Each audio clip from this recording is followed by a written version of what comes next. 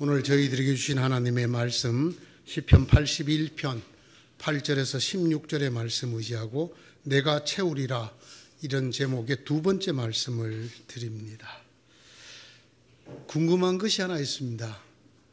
여러분은 하나님을 어떻게 믿게 되셨나요? 여러분이 하나님을 막 찾았나요? 어떻게 여러분은 신앙을 가지게 되셨습니까?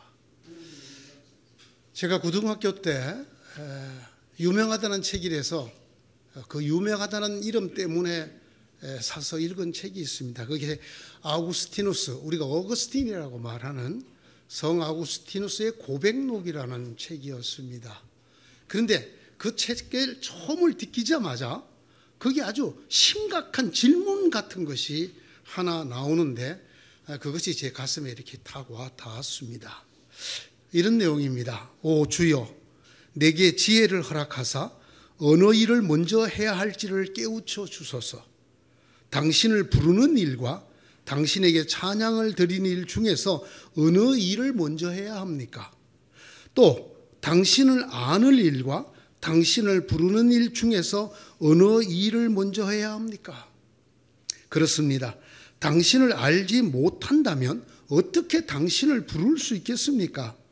만일 당신을 알지 못하는 자가 당신을 부른다면 그는 진정으로 당신이 아닌 다른 존재를 부르는 것이 아니겠습니까? 나중에서야 이 어거스틴의 고백이 로마서 10장을 기준으로 쓰여졌다는 것을 알게 되었습니다. 누구든지 주의 이름을 부르는 자는 구원을 얻으리라. 그런데 사람들이 믿은 적이 없는 주의 이름을 어떻게 부를 수 있습니까? 또 들은 적도 없는데 어떻게 믿을 수 있습니까? 또 누군가 선포하는 사람이 없으면 어떻게 들을 수 있습니까? 또한 하나님이 보내지 않으셨다면 어떻게 그가 선포할 수 있습니까? 여러분, 정답이 뭘까요? 좀 어려운 용어로 하나님의 솔선이라고 합니다. 하나님께서 먼저 자발적으로 우리를 찾아오시는 것이 먼저라는 것입니다. 내가 하나님을 찾고 내가 그 하나님에 대해서 듣고 내가 그 하나님을 믿고 그리고 그 하나님에게 신앙을 고백하는 건 전부 그 이후의 일들이라는 것입니다. 모든 믿음은 들음에서 납니다. 들음은 예수 그리스도의 복음으로 말미암습니다. 여기에 하나님의 솔선이 먼저 있습니다. 우리가 아무도 하나님의 독생자를 보내달라고 기도하지 않았지만 하나님께서 먼저 우리를 위하여 그 독생자를 보내시고 우리 대신 죽게 하시고 부활하게 하신 하나님이 먼저 행하신 일, 그것이 첫 번째. 이것을 하나님의 솔선이라고 합니다. 오늘 성경 우리에게 주신 말씀에 이 하나님에 대한 솔선이 기록되어 있습니다. 나는 너희를 애굽 땅에서 이끌어낸 주 너의 하나님이다라는 말씀입니다. 누가 먼저 찾았을까요?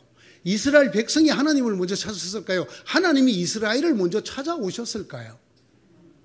하나님이 이스라엘을 먼저 찾아오셨다라는 것입니다. 우리를 구원해 주소서, 우리를 구원해 주소서 여호와 하나님이여라고 이스라엘이 그 이름도 알지 못하고 기도조차 하지 못할 때 하나님께서 먼저 오셔서 그들을 먼저 구원해 주셨다라는 것입니다. 하나님의 구원은 이스라엘이 하나님을 찾기도 전, 아니 이스라엘이 하나님을 알기도 전에 이루어진 일입니다. 그러므로 이스라엘의 모든 믿음보다 하나님의 구원 행위가 먼저입니다. 하나님이 먼저 이스라엘을 찾아오셨고 구원해 주시고 그 일로 말미암아 이스라엘이 하나님을 알게 되고 하나님을 믿게 되는 그런 순서로 되어 있단 말입니다. 하나님께서는 언제나 먼저 구원을 베푸십니다. 그리고 그 후에 이스라엘과 했던 것처럼 그들과 믿음의 관계, 즉 계약을 맺게 하십니다. 하나님께서 이 계약을 이스라엘과 맺을 때에 매우 중요한 말씀을 하고 계십니다. 오늘 너희가 나와 맺는 이 언약을 지키면 나는 너희의 하나님이 되고 너희는 나의 백성이 될 것이다. 하나님께서 먼저 찾아오셔서 먼저 구원을 베푸신 다음에 그를 하나님으로 믿는 백성들과 계약을 맺습니다. 내가 너희들과 맺은 이 언약, 말씀의 약속을 너희가 지키면 내가 너희의 하나님이 되겠다. 그리고 너희는 하나님의 백성, 나의 백성이 될 것이다. 이렇게 말하였습니다. 이 하나님의 백성이 된다는 말이 무슨 뜻인가를 이렇게 설명합니다. 너희가 내가 세운 규례를 따르고 내가 명한 계명을 그대로 받들어 지키면 나는 철따라 너희에게 비를 내리겠다. 땅은 소출을 내고 들의 나무들은 열매를 맺을 것이다. 너희는 거두어들인 곡식이 너무 많아서 포도를 딸 무렵에 가서야 타작을 겨우 끝낼 것이며 포도도 너무 많이 달려서 씨앗을 뿌릴 때가 되어야 포도 따는 일이 겨우 끝날 것이다. 너희는 배불리 먹고 너희 땅에서 안전하게 살 것이다. 이게 하나님의 백성이 된다는 축복의 의미입니다. 내가 땅을 평화롭게 하겠다. 너희는 두 다리를 쭉 뻗고 잘 것이며 아무도 너희를 위협하지 못할 것이다. 나는 그 땅에서 사나운 짐승들을 없애고 칼이 너희의 땅에서 설치지 못하게 하겠다. 하나님의 백성이 된다는 또 다른 뜻이 이런 것입니다. 나는 너희를 보살펴 자손을 낳게 하고 자손이 많게 하겠다. 너희와 세운 언약을 나는 꼭 지키겠다. 너희가 사는 곳에서 나도 살겠다. 나는 너희 사이에 거닐겠다. 나는 너희의 하나님이 되고 너희는 나의 백성이 될 것이다. 레위기 26장에 나오는 말씀입니다. 너희가 사는 곳에 나도 살겠다. 하나님이 우리와 함께 산다. 이것이 하나님과 언약을 맺고 하나님의 자녀, 하나님의 백성이 된다는 뜻입니다. 하나님과 동거한다. 이것을 성경의 다른 말로는 임마누엘이라고 합니다. 하나님이 우리와 함께 계신다. 이 모든 일의 시작이 하나님의 솔선이었습니다. 하나님이 먼저 찾아오셔서 먼저 구원을 베풀어 주셔서 하나님이 누군가를 비로소 보게 하고 듣게 하고 알게 하고 믿게 하셨습니다. 그런 다음에 신앙을 고백하는 그들에게 하나님이 또 다른 축복의 약속을 맺습니다. 어떻게 하겠다? 내가 너희와 함께 살겠다. 내가 너희와 함께 살겠다. 그 다음 말이 기가 막힙니다. 나는 너희 사이에서 거닐겠다. Working with God. 하나님과 함께 거닌다. 이게 파라다이스의 본래 뜻입니다.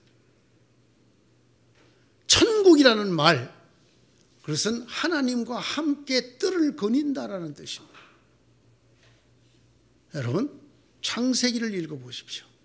천지를 창조하신 하나님께서 아담과 함께 뜰을 거니시는 이야기가 나옵니다. 이 말, 내가 너희와 함께 거닐겠다. 너희 있는 곳이 파라다이스, 천국이 되게 하겠다라는 말씀입니다. 너희가 사는 곳에 나도 살고 나는 너희 사이에 거닐겠다. 이것이 내가 너희의 하나님이 되고 너희가 나의 백성이 된다는 뜻이다. 어떻게 하면?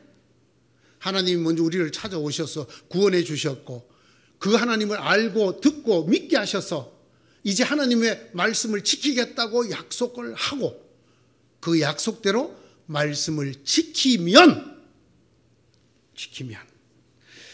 이 계약에 벌칙 조항이 들어있습니다.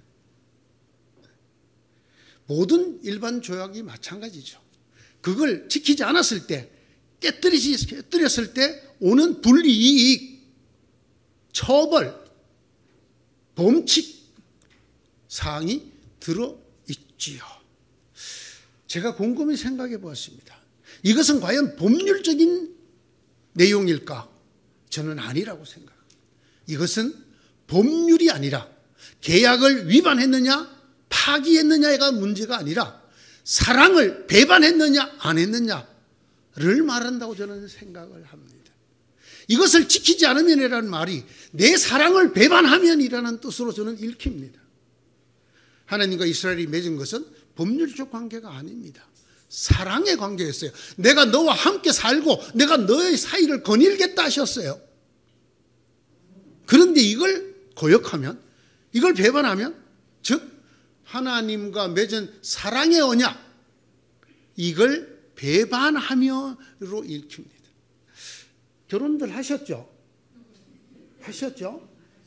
결혼할 때 서약 하셨죠? 서약, 그게 뭡니까? 언약입니다. 맹세하여 약속하는 서약을 하셨죠? 어떻게 하기로 했어요? 기쁠 때나 슬플 때나 병들었을 때나 건강할 때나 검은 머리가 팥뿌리가 되도록 행복하게 같이 살겠다 안 살겠다? 이 여자만 사랑하지 않고 옆집 여자, 그 옆집 여자 다 사랑하겠다? 이 여자만 사랑하겠다? 지켰어요? 이걸 안 지키는 것은 계약 위반입니까? 사랑의 배반입니까? 계약 위반? 대단히 결혼 생활을 계약적으로 하시는군요. 이 계약 위반은 더 심각한 것이 사랑의 배신이라는 것입니다. 그 사랑을 저버리는 사랑의 배반이에요. 여러분, 차라리 그 여자와 결혼을 안 하는 게 결혼했다가 그 사랑을 배반하고 딴짓하는 것보다 훨씬 낫습니다. 왜? 적어도 그 여자한테 칼침 맞을 일은 없어요. 결혼 안 해줬다고 처벌받을 일은 없어요. 그러나 그 여자와 한평생 사랑하겠다고 약속해놓고 딴짓하면 처벌을 받습니다. 하나님이 말씀하시는 처벌 한번 들어보십시오. 그러나 너희가 내가 하는 말을 듣지 않고 이 모든 명령을 지키지 않거나 내가 정하여 준 규례를 지키지 않고 내가 세워준 법도를 싫어하여 나의 모든 계명을 그대로 실천하지 않고 내가 세운 언약을 어기면 나는 너희에게 다음과 같이 보복하게, 여러분 여기 단어를 보복하겠다고 썼어요. 갑작스러운 재앙 곧 폐병과 열병을 너희에게 보내서 너희의 눈을 어둡게 하고 기운이 쏙 빠지게 하겠다. 너희가 씨를 뿌려도 너희 원수들이 와서 먹어버려. 첫 번째가 뭐냐면 우리 몸을 치겠다는 거예요. 인간이란 거 별거 없더라고요. 아파 보시면, 입원해 보시면, 중환자실에 입에서 계셔 보시면 육신 바깥에 뭐가 더 중요합니까? 하나님께서 하나님과 하나님의 솔선으로 인하여 시작된 그 믿음의 과정에서 맺은 하나님과의 사랑의 약속을 배반하면, 어기면 제일 먼저 우리 육신을 치겠다고 말씀하셨습니다. 두 번째는 우리에게서 풍요를 거두어 가겠다. 너희가 씨를 뿌려도 그 열매를 원수들이 와서 먹을 것이다. 그랬습니다. 내가 성난 얼굴로 너희를 쏘아보는 동안에 너희는 원수들에게 얻어맞을 것이다. 사업이 엎어지고 국가로 말을 하면 다른 나라에게 집어삼킴을 당하고 포로가 되고 전쟁에서 패하게 될 것이다. 이 지경이 되어도 너희가 나의 말을 듣지 않으면 이번에는 내가 너희가 지은 죄를 7배로 벌하여 너희가 자랑하는 그 힘을 꺾어버리겠다. 여러분의 자랑이 뭐였습니까? 청춘이었습니까? 젊은 날이었습니까? 사업이 잘 되던 그때였었습니까? 모든 여자들이 사랑에 맞지 않던, 가슴 두근거려 맞지 않던 외모였습니까? 무엇이었습니까? 그것을 하나님이 꺾어버리겠다고 합니다. 내가 너희에게 전쟁을 보내서 너희가 언약을 어긴 것을 보복하겠다. 너희가 살던 마을들을 폐허로 만들고 너희가 드날들던 성소들을 황량하게 만들 것이다. 너희가 바치는 향도 기쁘게 받지 않을 것이다. 하나님이 사랑을 원하지 제사를 원하는 것이 아닙니다. 하나님과 맺은 하나님의 솔선으로 인하여 믿게 되고 맺게 된 하나님과의 사랑의 관계를 이루어 나가기를 원하시지 우리가 드리는 형식적인 예배를 원치 않으십니다. 그것도 받지 않겠다고. 나는 너희를 여러 민족 사이로 흩어버리고 칼을 뽑아 너희 뒤를 쫓게 할 것이다. 마침내 너희는 망하여 다른 민족 사이에 흩어질 것이며 원수들이 땅이 너희를 삼킬 것이다. 여러분, 이 말이 이스라엘에게 한 말인데요, 이 말이 그대로 이루어졌어요. 이스라엘 백성이 정말 어렵게 살았습니다.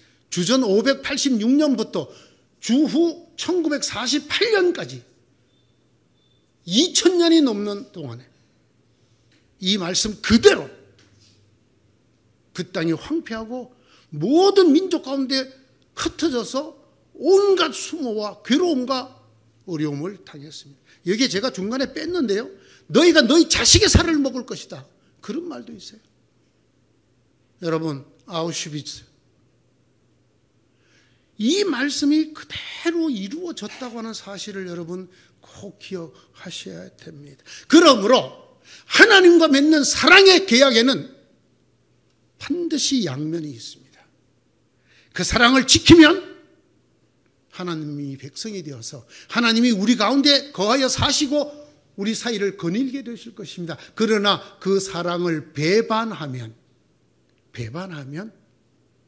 결국은 우리의 육신부터 우리의 재물과 우리의 가족과 나라와 거처까지 망하게 하실 것이다. 역시 이거는 법률상의 문제가 아닙니다. 이건 사랑의 문제예요. 뜨겁게 사랑했던 사람일수록 그 배반은 정말 가슴 아픈 일입니다.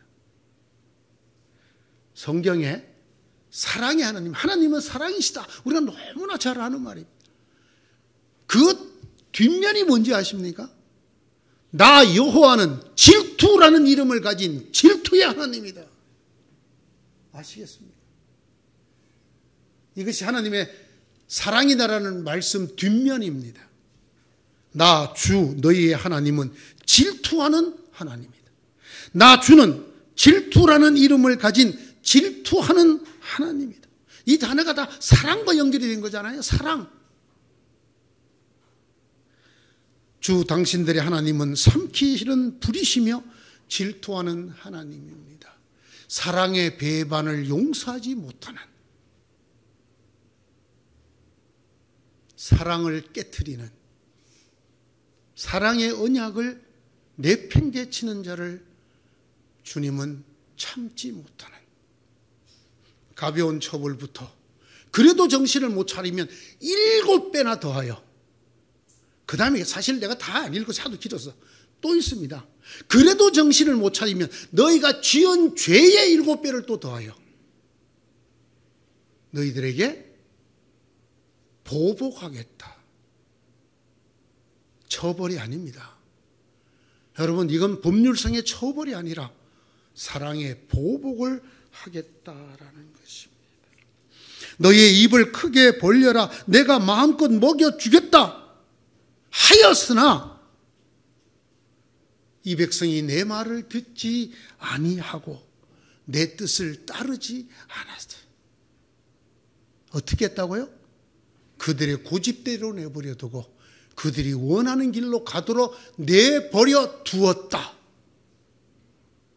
우리나라 말에 그런 말, 내깔겨 두었다. 그냥 버린 자식, 내버려 두었다. 참 무서운 말씀입니다.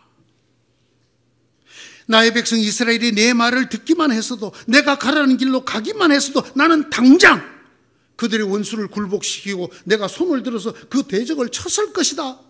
나를 미워하는 자들을 그들 앞에 무릎을 꿇게 하실 것이며 이것이 영원한 운명이 되었을 것이다. 나는 기름진 밀곡식으로 먹이고 바위에서 따낸 꿀로 배부르게 하였을 것이다.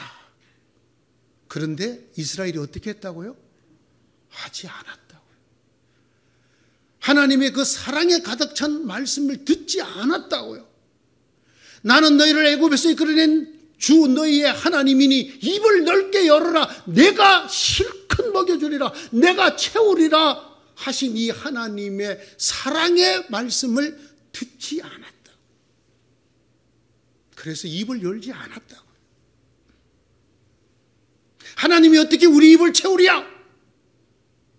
우리에게 하나님 말고 왕을 주십시오. 우리도 다른 나라처럼 왕의 군대에 기대어 살도록 해 주십시오 했다고요. 내가 마음껏 먹여주겠다. 내가 채워주겠다. 하나님이 분명히 이렇게 약속을 하셨습니다. 분명히 이렇게 축복을 하셨습니다. 우리가 하나님의 축복을 들을 때마다 이 축복들 앞에 있는 선행 조건, 이걸 꼭 기억을 하셔야 합니다. 첫째는 이 약속을 하시는 분이 누구신가에 대한 신뢰입니다. 나는 너희를 종되었던 애굽 땅에서 이끌어낸 주 너희의 하나님이다 라는 하나님의 자기 선언을 먼저 기억해야 합니다. 이 선언을 알아들어야 합니다. 이 선언을 알아듣고 인정하고 기억하고 그리고 신뢰해야 합니다. 어쩌다 한번 하나님이 우리를 구원하셨겠지. 이제는 영원한 평화를 원해.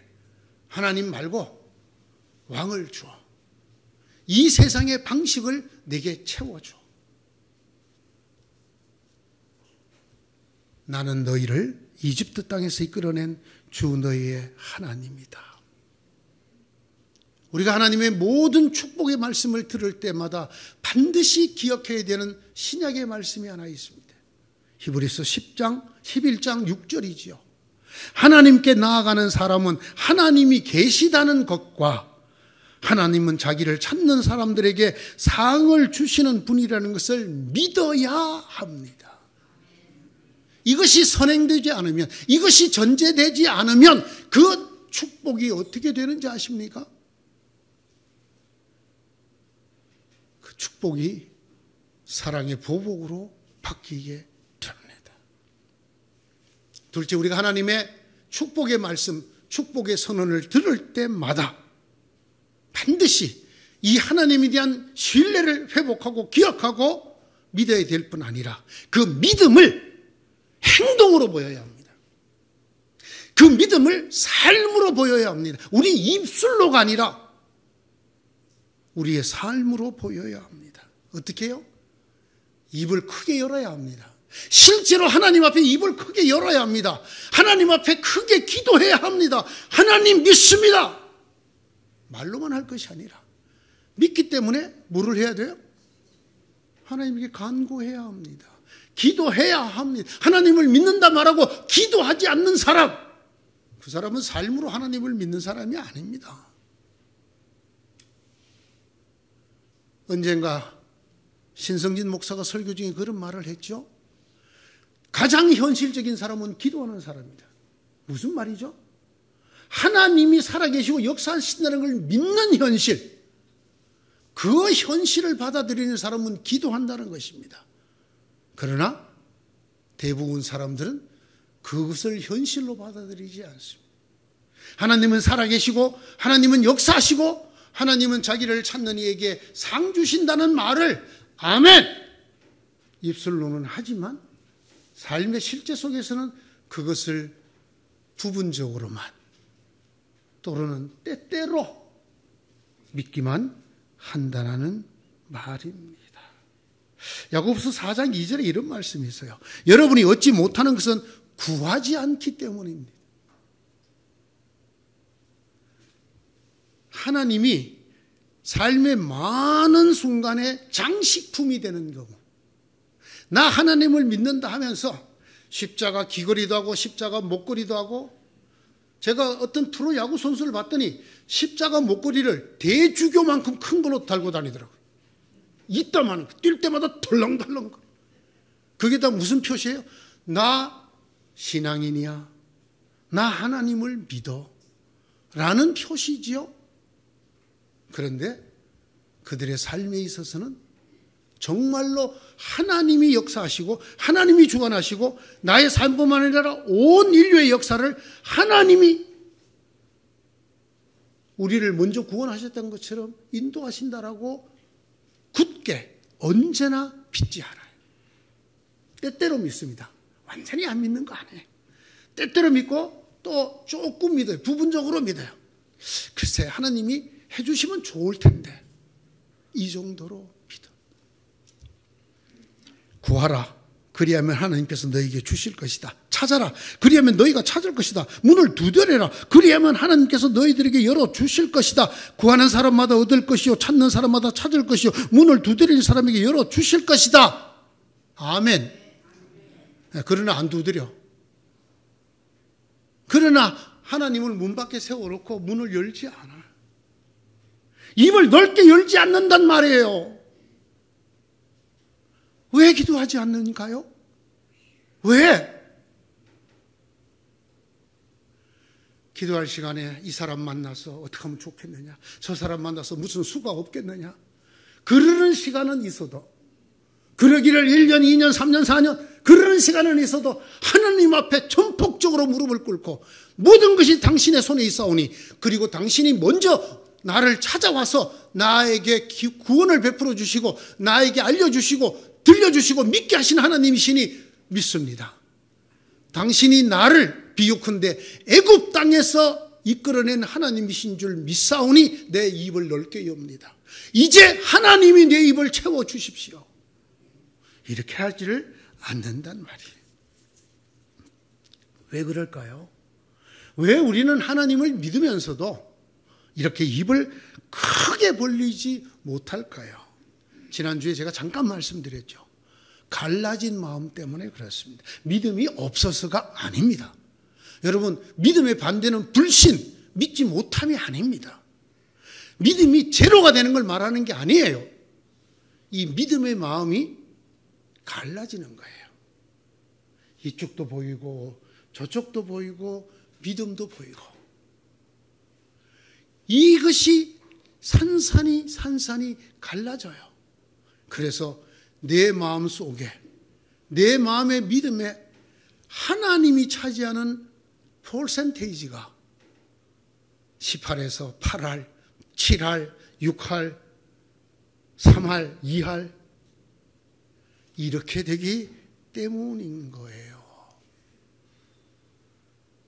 갈라진 마음을 다른 말로는 신뢰가 흔들린다라고 말을 합니다. 왜 사랑의 언약을 어기셨나요? 저 여자가 나를 사랑한다는 말을 제가 다 믿지 못했어요. 살아보니까 저 여자가 나만 사랑하는 게 아닌 것처럼 느껴졌어요. 이럴지도 모릅니다. 남자들이 이렇게 말할 때 제일 많이 차지하는 게 뭔지 알아요? 나 말고 내 새끼들을 사랑해요. 무슨 말인지 아시겠어요? 엄마들은 자식을 놓으면 남편을 사랑해야 되는 이 세상에 한 여자밖에 없어요. 그러나 그 남편 사랑 안 해요. 그 남편 사랑하는 것 중에서 구할을 떼다가 자식 사랑으로 보내요. 그죠? 네. 그래 놓고는 사랑받는 아내가 되려고 마음 먹어요? 미쳤어요? 마음이 구할이나 내게서 떠났는데, 여러분, 이게 사랑의 반대라는 사실을 기억하셔야 합니다. 사랑의 반대는 그 사랑이 완전히 없어지는 게 아니에요. 내가 사랑하는 대상이 그였다가 그 더하기 누구, 그 더하기 누구, 점점 이 분량이 줄어들고 다른 것들이 가득 채우는 것이입니다.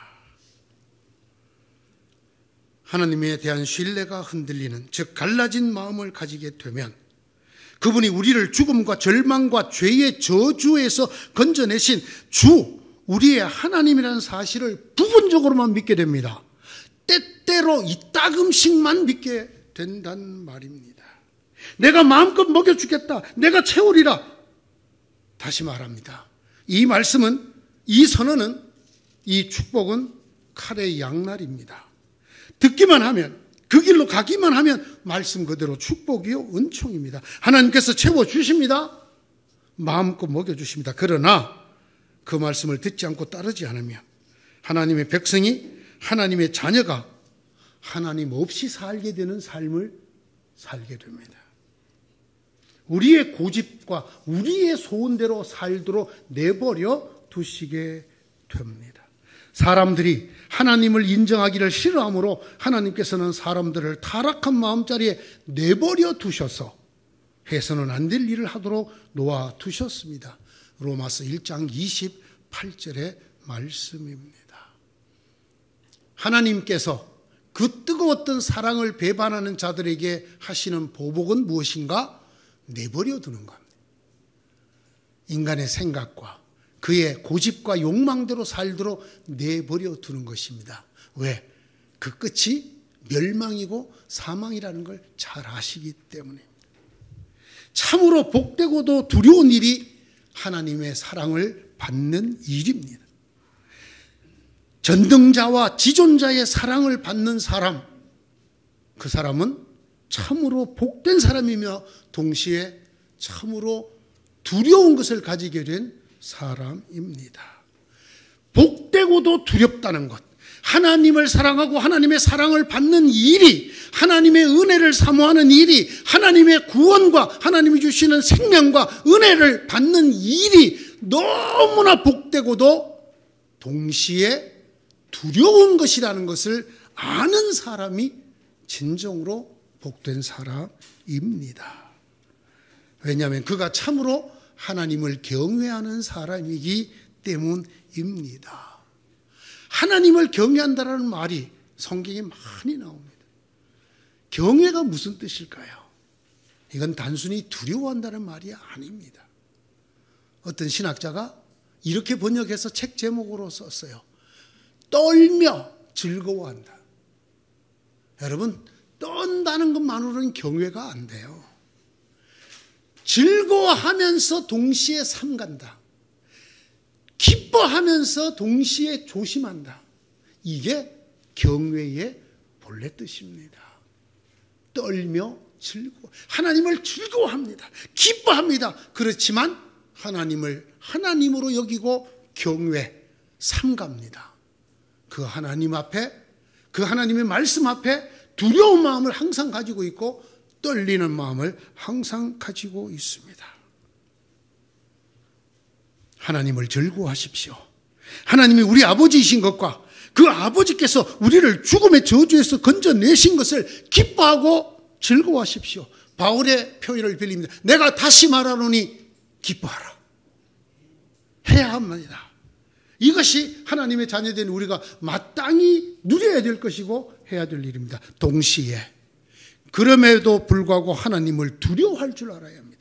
하나님 앞에 삼갈 줄을 알아야 합니다. 하나님이 얼마나 크고 존엄하신 존재인가 하는 것을 잊어버리면 안 된다라는 말입니다.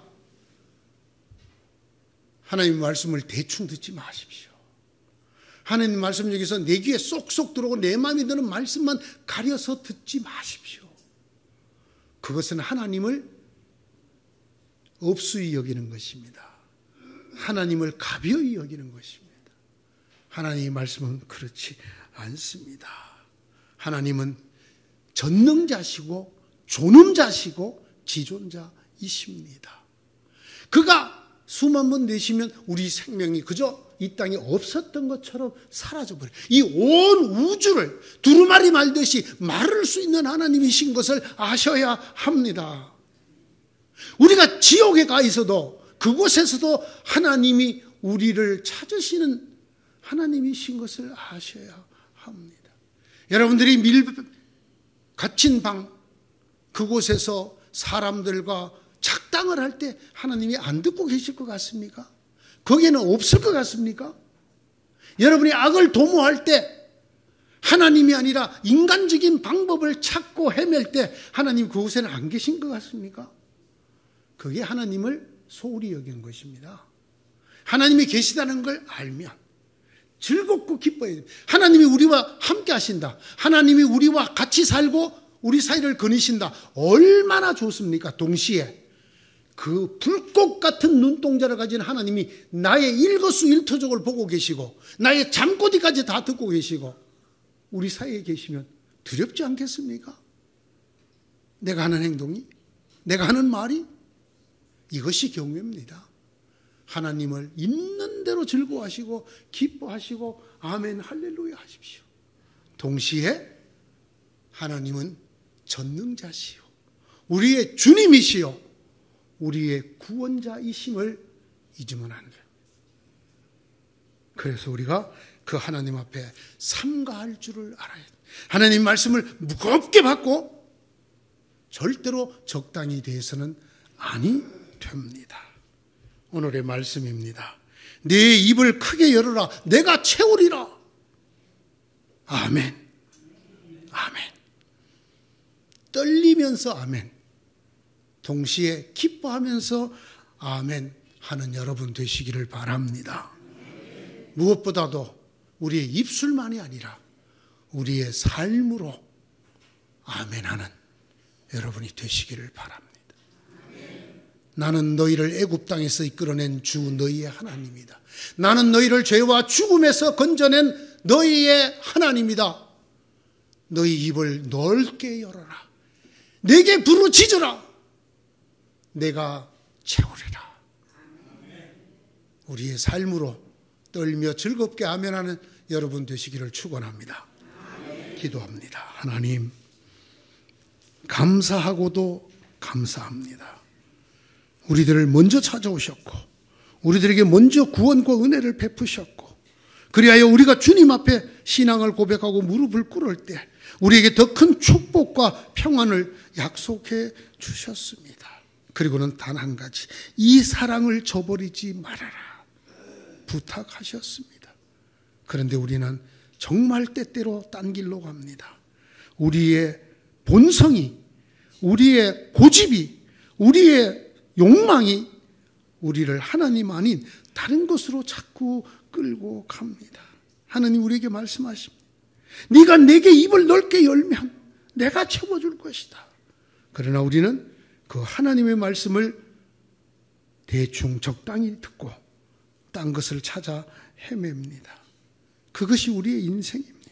주님 우리를 불쌍히 여겨 주옵소서. 진실로 복된 사람이 되게 하여 주옵소서. 하나님의 이 말씀을 참으로 즐겁게 받으며 동시에 떨며 받을 수 있는 그런 경외의 신앙이 우리의 신앙이 되도록 역사하여 주시옵소서. 예수님 이름으로 기도드리옵나이다. 아멘.